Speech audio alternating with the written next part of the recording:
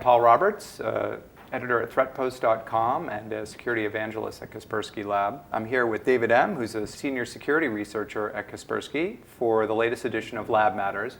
Today we're going to be talking about password security, and David's here with some great advice on how to keep your passwords to the websites and applications that you use secure and avoid getting hacked or losing control of your account. David, welcome. Thanks a lot, Paul. So David, tell me, what are some of the common password mistakes that people make, things that they do wrong when managing their passwords? Well, I think one of the temptations is that the more online passwords we need, that we recycle them. Mm-hmm. So I have David 1, David 2, David 3, David 4, and so on. Or many people just use the same password for every online account. They're two of probably the biggest dangers. Mm-hmm. Thanks for giving us all your passwords, by the way.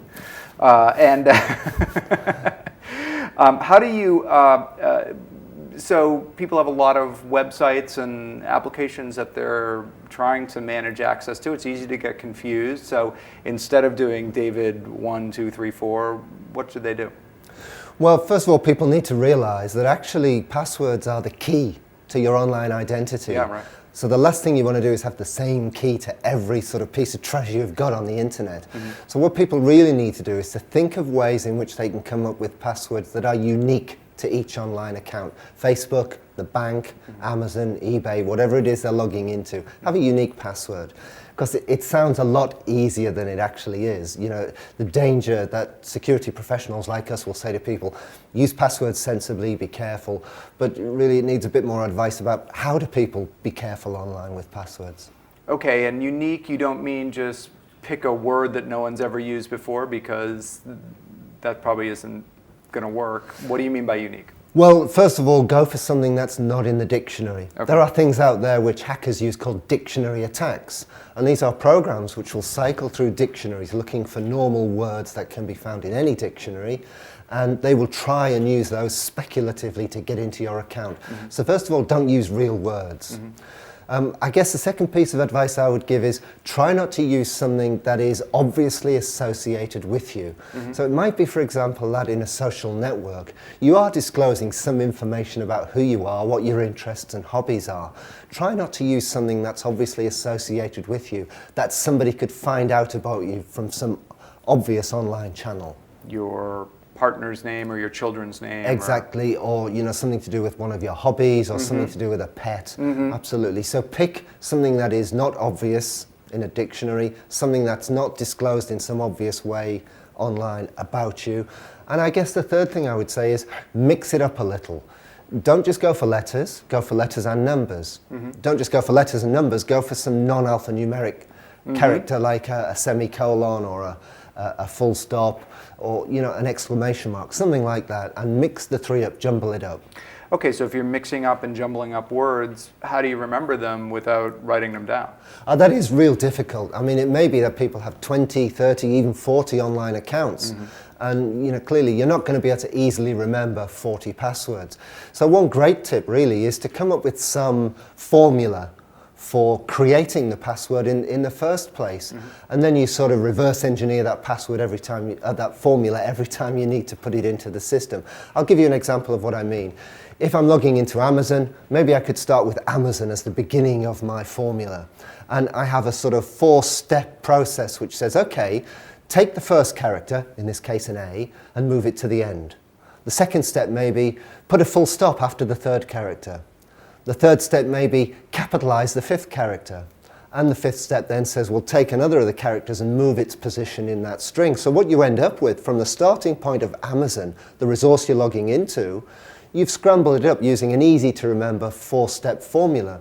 And that 4-step formula works if you then go to eBay, or if you then go to your bank, or Facebook or anywhere else. Okay, so the name of the site then is the key to the passwords, and then you're just using the same formula to scramble it. Exactly. Right? And there are alternatives. I mean, another alternative is to actually have a passphrase. Mm-hmm. You know, it may be that your starting point, you know, is something like, the quick brown fox jumps over the lazy dog, which was the old phrase typed in by old-fashioned typists, because it exercises every key mm-hmm. on the keyboard. Mm-hmm. Start with that as your key phrase. You're going to remember your favorite passphrase.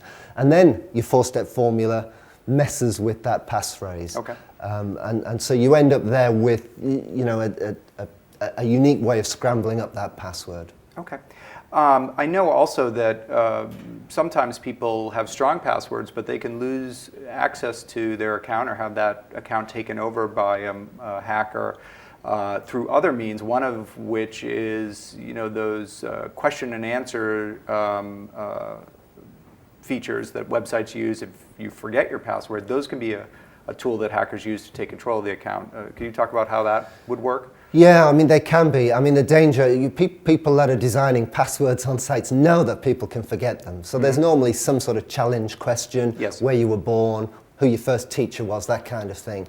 And that will be the challenge for resetting your password. And of course, the danger is that some third party, somebody you don't know, a stranger or potential attacker, could apply to reset the password in your name. Now, on the upside, of course, you're going to be notified about that because you've predefined an email address to get notified about that. So if anything like that happens, if you get notified by the vendor or the social network manager or whoever it is, that thank you for updating your password, and you think, look, I didn't do that, that's a warning bell right there. Absolutely. And then for those challenge and response questions, pick things that somebody couldn't figure out about you just by looking at your LinkedIn or Facebook account. Exactly. And I always take the time on those things to choose the other option where I get to set what the challenge question will be rather than one of the standard ones that they provide. Okay, good advice, good advice.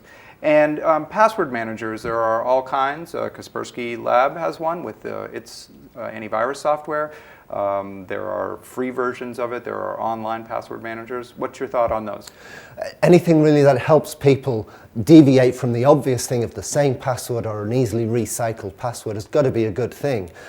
So, they're a good idea. And, if you look at the overall picture here, what we're trying to do as individuals is minimize the risk we take when we go online. That's make it harder, raise the bar. So just like at home, you install a burglar alarm, which minimizes the chance that you get burgled. Well, what we're looking to do with passwords is to minimize the risk we'll get attacked.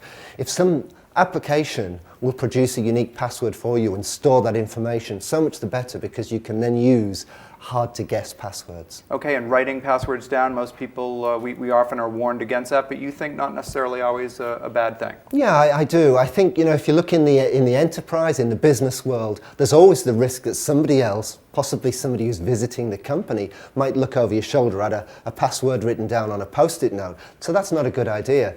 But let's face it, as individuals working from home, the chances of a cyber criminal also having physical access to look at a post-it note or a notepad is highly unlikely. So actually it's not bad advice, but you've got to watch out a little bit, because it may be that you don't want your teenage children to know what your bank account password is. So you've got to be a little bit careful with it. Keep it in a secure place. Sure.